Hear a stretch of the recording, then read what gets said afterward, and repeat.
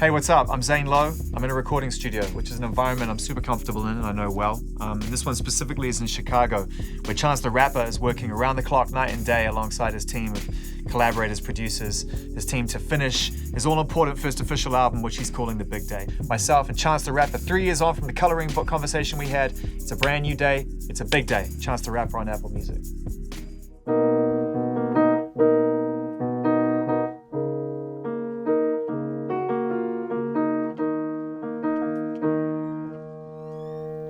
What song is that? I don't know, I'm just making...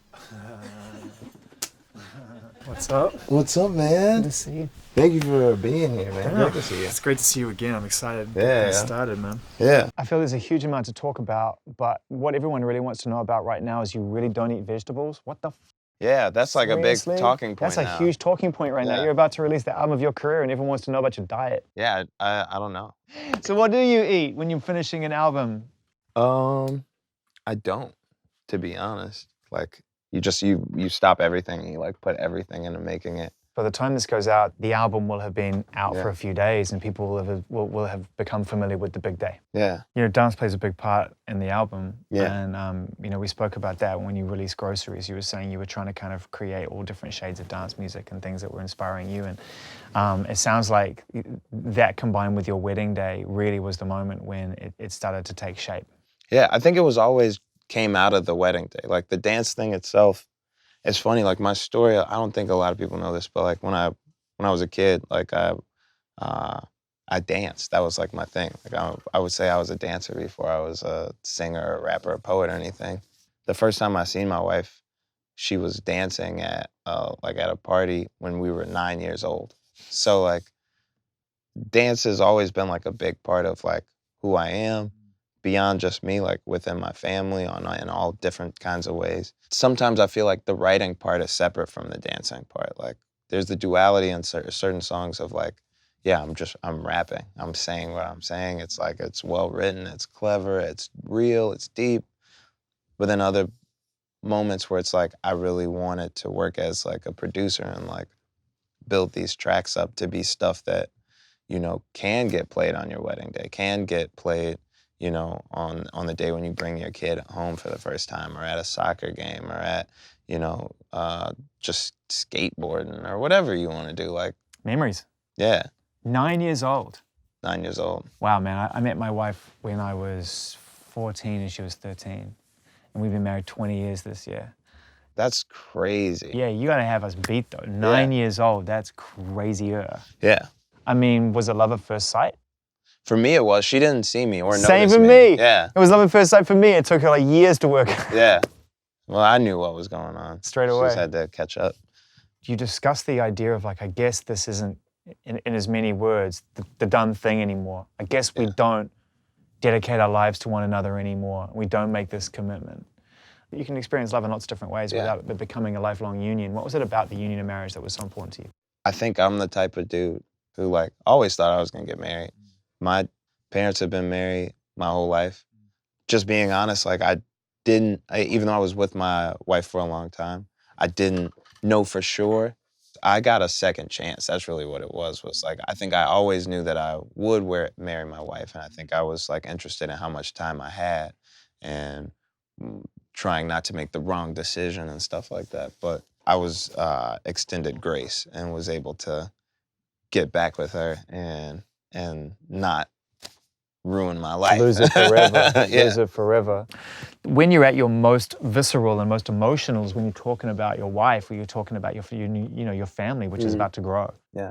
You know, I wonder what it was like kind of getting married in public. And people talk about that, but I mean really in public, not just in public being who you are, but at a time when it can be a very public experience. Yeah. I think like things just happen. Like the first photos that came out of me proposing to my wife were posted by friends of mine. And I don't think that they knew that it was impersonal. It didn't upset me, but it was something that, like, there was no TMZ at my grandmother's house. So like, but there is a level of fandom, of capitalism, of just like people buying and selling and using music in any different capacity as a jump off. So there's people that follow my friends that aren't in the industry at all. wait for things like that to happen, and then they repost and repost until it makes it to the shade room and things like that. So I wasn't upset with them because it wasn't their fault. Sometimes things just can't be how you want them to be. But I think it was also cool because like the pictures that my friends took in the backyard ended up being the model for my album cover. What's your relationship with fame now? Because in the last 3 years, it's gone exponential.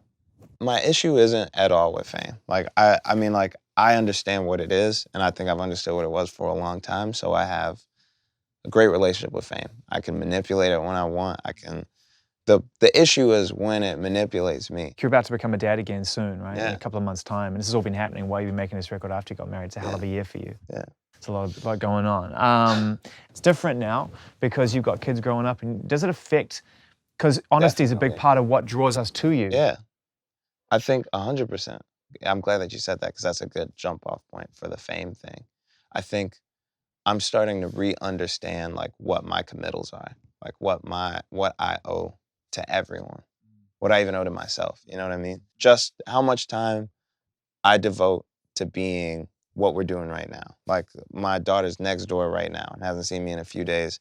And when I saw her for a second right before I came over here, she was asking me to play with her. And I'm like, I got to go back to work. I'm actually not done with it. So thinking about things like that, and I think it's like you get in a position where you reach success, or where really you're fighting for success for so long. You're trying to make it out there, and then you reach that. You say, I want to be on SNL. I want to win a Grammy. I want to do this. I want to do that. And then you do those things, but all at the same time, like the things that are really actually self-care are faltering further and further. The only thing that's still going to be there regardless is your family. Why is it an album and not a mixtape if there's so much going on around you already between becoming a dad again, getting married, you know, building things, social works, everything that's moving on in your life? Why did you not just decide to go and make a mixtape and give yourself some time? Why did you just stay true to this and want to make an album? And what's the difference for you? I think this was just the time. I would write a completely different coloring book right now if I could. Like it would have a lot more information on it. And the same thing for Ass Rap. I know a lot more about everything that I knew when I was 19 or 20 or 23. Like just music is everywhere, and so now it's like literally just in the air. Like I wanted to give people something that they could have, that they could move around with, that they could take with them for the rest of their lives. Normally you go looking for partners and you decide to grow your business as well. You and Pat, your manager, decided to remain independent. This would have been the moment. Yeah. Right? This would have been the moment when you would have gone, all right, cool. Let's see what the industry itself has to offer me. If I'm going to sell my music, let's see if I should sell a part of my business. But you didn't. Did you ever entertain it? No. Why not? I didn't even know that. Before you just said that, I never thought about that as an idea. So that's crazy. I love it. Too late now. No, you remain, you know, absolutely resolutely independent. What is driving you to do that now? I know what was driving you in the first place because you've been open about it. It's just still the same thing. I just believe that artists should own what they create. I don't need to be the testament to it. Like, I'm cool with just working. Are you surprised more people haven't done it? I don't think people really feel like they have a choice, for one, which they do.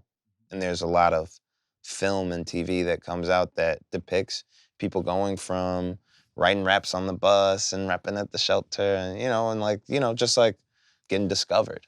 That's the idea, is you get discovered or put on, and then you're in the game. And a lot of people just don't recognize that they're already in the game now. And I don't have an issue with any specific labels or like anybody that's at the labels. It's just the business model of it is a little whack. Your wedding day, bro, we have to talk about it a little bit more because like it plays such an important role. And was there the legendary memory, the moment when you looked around and realized something was going on that could only have happened on this day? Yeah, I think what sparked the whole album was my cousin Brian. He hit the percolator, but in a way that was like life is grand type of way. But also like I grew up smacking the percolator every time I heard any type of song like this. And this is my older cousin Brian. And just like, I remember just seeing that and seeing his face, and seeing how hyped up everybody else was. And that was when I knew what I wanted my album to be like, was I wanted people to feel what we felt in the room, the type of music that we heard, and the story that it was. You know, on this record, you definitely talk about faith in a very open way, and you're not hiding from it. And what prompted you to kind of go even further into it this time around? Because not everyone does. There are a lot of people who believe in all kinds of things, and then they keep it at the door when it comes to making art. You've really brought it with you this time. Yeah, I think it's just who I am. That's how you're supposed to do it. Like, sometimes it's not necessarily understandable or relatable or digestible or anything. Like, but sometimes, like in my cases, when I make music, it's really, really good. And you want to play it over and over and over again. And faith is what let me get married, you know? And faith is, you know, what got me to being able to make an album. I had a crazy life. I'm only 26, but a lot of crazy shit has happened in my life. And did you discuss that last August as well? Because, you know, you and Kanye got in the studio, and to me, after that moment when you guys came together, Sunday service started to become this amazing thing that people were drawn to, which seems to be very much Kanye's focus as of recently. Mm-hmm. Was there kind of a bonding over that, the idea that more people need to understand who you two are in relation to that? Yeah, definitely. That's like, his number one thing that he tells me is, talks about being a light of the world, talks about being somebody that can just openly be me. I can't pinpoint a moment when it was like, Ye had his, I don't even know how to describe it, his meeting with God, his revelation. But he does often like reference me when he talks about it. And I think that's important. I think fellowship is the most important thing, period. And if we can't talk about faith, it's like, why are we talking, you know? The list of guests that you brought onto this record, man, I mean, there's some amazing surprises on there, and getting back to the dance and the fun and the aspects of it that kind of make people want to sort of have a good time whilst listening to this record. In particular, a song called Always, which is just like the R&B all-star moment of all time, with, you know, En Vogue, Ari Lennox. Yeah. And, Sierra Sheard. you know, what was the whole vibe behind that, and tell us the story behind that? My wedding was the best wedding of all time. They need to make a movie about it when you're in that moment and it's your day. The way that you dance is usually the best dancing I would say that you'll do in your life. And the type of music that was playing was very, very similar to what's on the album, and very, very inspirational to the music that's on this album. So Always was one of like 4 or 5 different songs that were kind of in that genre. And I just didn't want my whole album to sound like that. How did you pick the people to sing on it? You don't really pick them. You aspire to work with them, and then they pick you. En Vogue came in, I would say like 3 weeks ago, maybe a little bit more than Crazy. Who from En Vogue came in? The whole group? Mm-hmm. Wow. Yeah. That's nuts. Yeah. You must have pinch yourself moments when things like that happen. Definitely.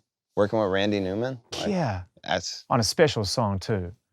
You know, 5-year plan is one of the, that's got to be a corner, for me that's quite a cornerstone on the record. I have no idea where that fits in the order of things right now, because you won't know until you hand it in. But you know, the order I was sent, it started, and it was a beautiful It's the first song that you heard? Yeah. That's crazy. Yeah. Yeah. I can't imagine how I would feel if I heard that song first. It was good. Yeah. It felt really good. It's one that you have to like that. There's like a few songs where it's like you have to dive into it, you have to listen to it. But the sentiment was great as well. It's like, here are the things you have to do with your 5-year plan before we even get started. Let's just make sure we get our priorities straight. Maybe it'll be the intro. Who knows? Who knows? Who knows? You got a heavy influence on me, man. Get out of here. Randy Newman, though, that's a nice touch. Why that? Why Randy Newman? I mean, these are obvious questions, but I mean, you've picked such a unique and varied selection of guests. Ben Gibbard, I mean, some amazing people. Death Cab for Cutie. When I first started working on the album, the concept, the theme, like, okay, we have school, we have acid, we have faith and family, and then the fourth one, really the first one, the concept was best album of all time. And that's not really a good concept to make music. It gives you no direction, gives you no... It's also lofty. Yeah. It's a lofty... It's a lot. Ambition. Some of the questions I had to ask myself is like, you know, what would make the greatest album? If I was to find the greatest album sitting on the ground outside, and it was, you know, actually, in fact, the greatest album, what would it be? It would be made out of diamonds. It would be nostalgic, but also futuristic. It would have, you can't have a greatest album of all time without a shit ton of love songs. All the best albums have love songs. It's not all about me and my journey and how fast I can rap and shit like that. It's about love. And most of all, you have to be able to dance to it. Like, The best album of all time for me is not something that I need to listen to with reading glasses. Like, it's something. What is it? If it's not your album, what's the best album of all time? What's the one that was the benchmark before? Before this album? Yeah. I would say, to me personally, the best album of all time, Acid Rap. On the Run. It's one of my favorites on there. It's a total left. You like that one? I love that one. Is it gonna make it? Yeah, that one's gonna be on there. Yeah, you talk about going to Atlanta and buying a big house. Yeah, that was the first concept for the album. I live in a very like specific space where like there's things expected of me. There's you know, relationships I have to tend to all the time. And, you know, and I think everybody has that, but I think maybe I just think there's a lot of specificity because I'm the one living it. Yeah, and also you're an independent artist who surrounded yourself with a small group of people in a small space where your living quarters are very close to your recording quarters in a very central part of a very, very intense, brilliant city. Yeah. And so that's how do you get out of that? Exactly. It's very tough to like up and move to Atlanta. But you talk about it. I'm talking about it. I'm thinking about it. Yeah. It hasn't happened yet. You're aspiring for some peace. Basically, you want to get to a place where you feel peace. Peace is the best word in the world. The big day will be the big day for me because I will have peace. And I will be able to stay at home and watch TV and play with my daughter and go to the movies and go to the beach. I've been in this, so you got to understand, a lot of people don't understand this, like geographically, Chicago, we have a huge, beautiful beach that stretches all the way from the south side of the city all the way along the north side of the city, going into Lake Michigan. And I'm literally 2 blocks away from it right now. Where we are sitting, we're 2 blocks away from the beach. When was the last time you saw it? Exactly. Exactly. Yes is the answer to that question. I haven't. So I come in here every day, make a right turn every day, and on the big day, I'm gonna make a left turn and I'm gonna walk straight to the beach and I'm gonna jump right into the water. You know, it's done. It's finished. Even with a song with Gucci Mane on it, which is fire, by the way. Is that on there? Yep. The Big Fish. Love that. You like that song? I think that song is wicked because it's great. You and Gucci kind of coming from different places, but ultimately meeting somewhere in the middle. And it feels to me the unifying goal in that song is to lead by example, as you say at the end. Gucci Mane's Gucci. That's Gucci that says that line of leading by example. And he says earlier in his first line is, anything is possible if Gucci could do it. Him and his wife's relationship is something that should be, I think, just revered by everybody. I mean, he went to prison for a long time.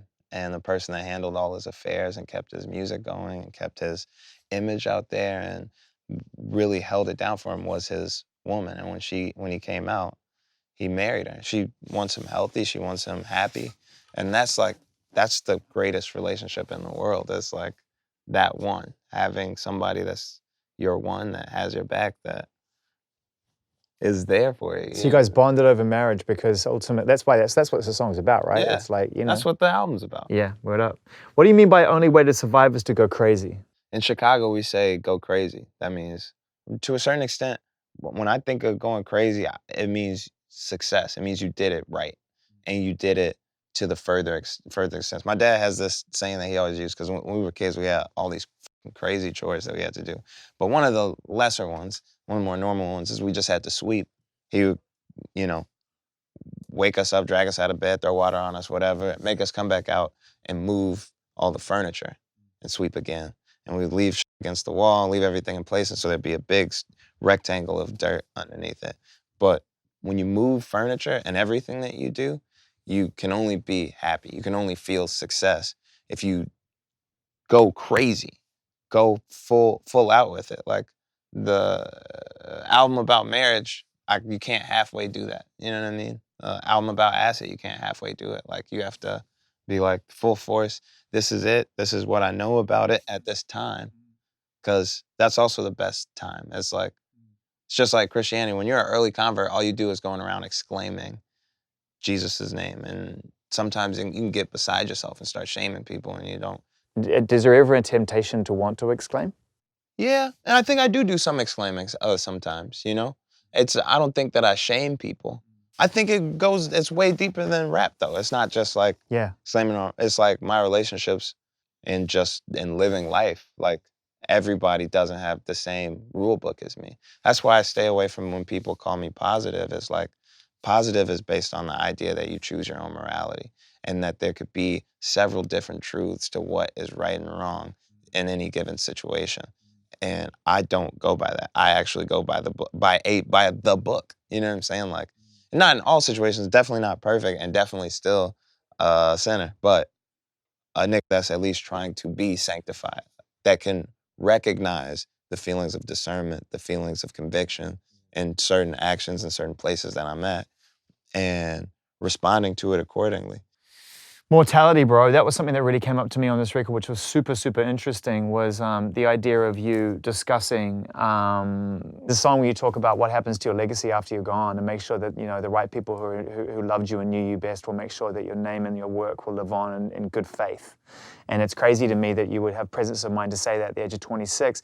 Later on, you talk about being obsessed with the 27 Club when you were young. I mean, this will come as a surprise to people that there's a morbid side of your nature. Sometimes there's a caricature of me that's like, I only make happy songs or songs for babies and stuff like that. In fact, I make a lot of sad songs, like a lot of sad songs, a lot of slower, melancholy songs on most of my projects. I think I've always made music about death. 10 Day and a lot of parts of it and Acid Rap were very reflective of when my homie Rod passed.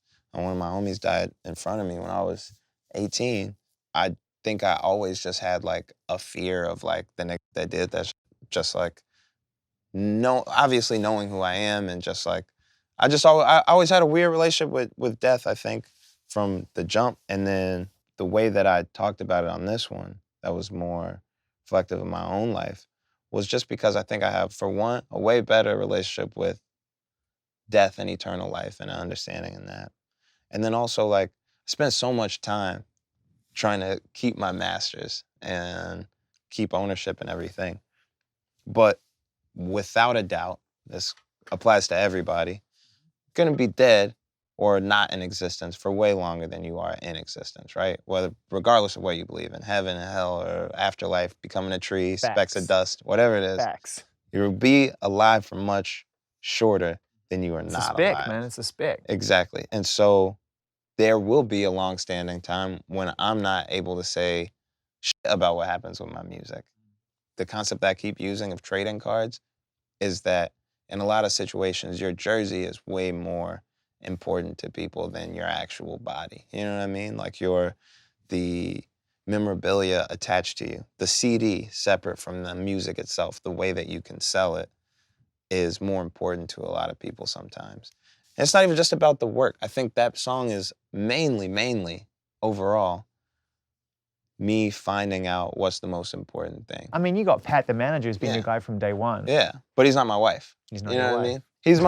He's my best friend. Yeah. But I have a lot of best friends. I only have one wife. You know what I mean? I only have one person that will always be the mother of my children. And it's so comforting to know that the person that knows me the best inside and out will always have me, you know? It's quite a complicated listen, because on any one song you can go from like, it landed for me. I don't have to worry about A, B, or C anymore. Yeah. I arrived. But now those things have to some degree been replaced by these new things, which are annoying as shit. Right. Yeah. And they can happen all in one song sometimes, where it's like, a lot wow. of times it's like that. That's my life, yo. You could put so much pressure on a goal, and then once you surpass it, you realize there's 50 other goals left. That's why you have to have as many as possible. So what are the goals now? That's such a good question. So where we are right now, we're 2 days away from finishing the big day. So that means the goals right now are a third verse on Impossible, which is not gonna be called Impossible anymore. Finishing my verse on Rue. Who was the latest to come in with their contribution? So far, the latest one that I got was Nicki Minaj. Yeah, and you got that now. Yes. As Hunter reminded me of this, the last time we talked was on the FaceTime video. You were in here and we just dropped groceries. And you said, in fact, in the last 24 hours, I just worked on my favorite song on the album. Do you remember which one it was? I think did I say I wrote my best verse ever? Yeah. It was the third verse on We Go High. That song is special. Is that going to be the last song on the album? You don't know yet. I don't think so. Do you think that should be my last song? That song is crazy. I mean, Vicarious, you touched on that earlier on. I'd imagine the story at the beginning of that song to some degree is your second chance story. Yeah. And then it ends in a way where you're kind of like putting a ribbon on it. And that last verse is spectacular. Why does it mean so much to you? That might be my last song. I never thought about that. You've got your first and your last, dude. I'm here to help. Zane, you might be my EP, yo. I'm saying. So it's like you get the hot shower, that's like you starting your day off. Crazy.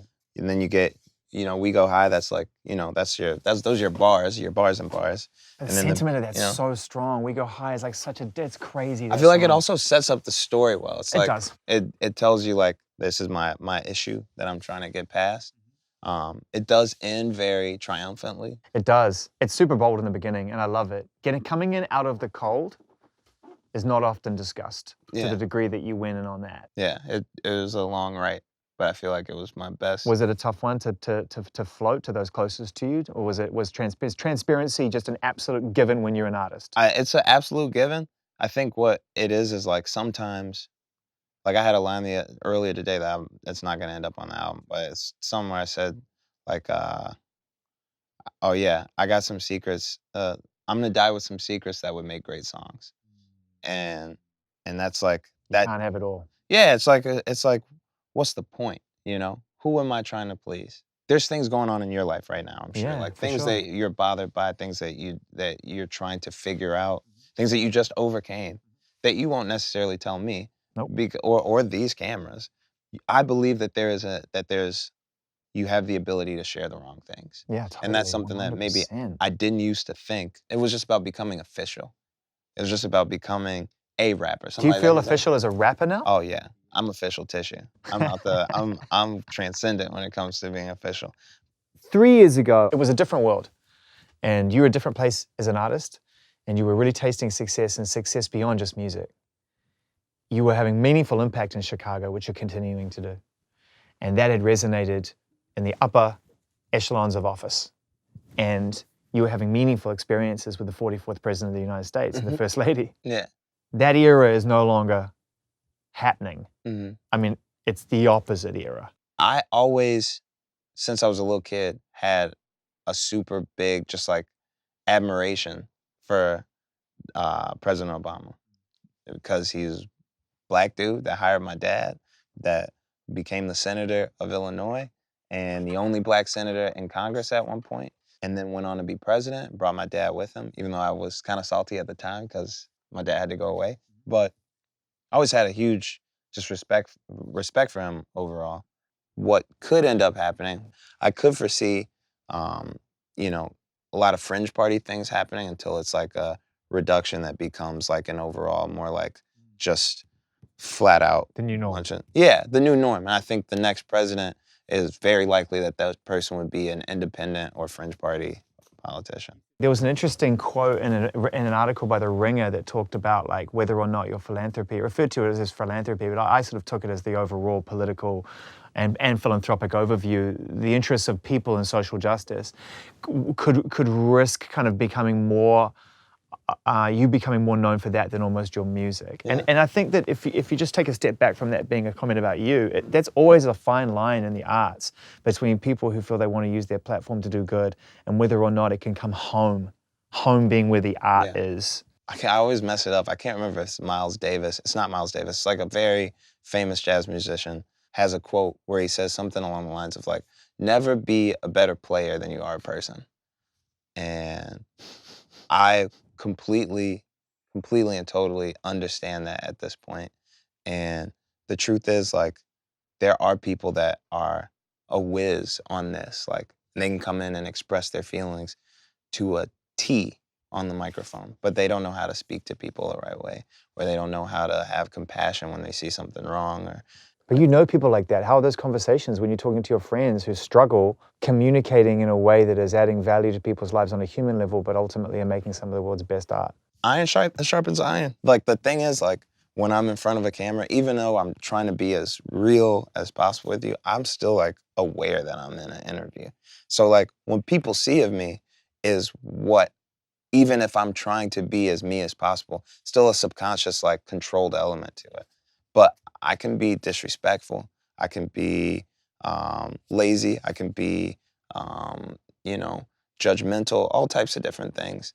And it is about being in a group of people that can tell you, like, yo, chill out, Okay, 3 quick things. Number 1, any uncredited guests on here? I'm sure I heard Kanye BV's on there. Am I crazy? I cannot say, but what I can say, Yes. what I can say is Totally in there. It's in the mix. there's the Nicki feature. I'm Yeah. pretty sure you heard all I've the heard features. pretty much all yeah. of it. And what are you going to do on the big day, which will have already happened? On the big day, I'm gonna walk out. The beach is 2 blocks from my house on the left, and not one time since October have I walked out and made a left. And on the big day, I'm gonna make a left. And then you're going to go and play some shows. Sorry, yeah, I'm about to go on tour 2, which is awesome. Congrats, man. 3 years in the making, huh? Did you think it was going to take 3 years?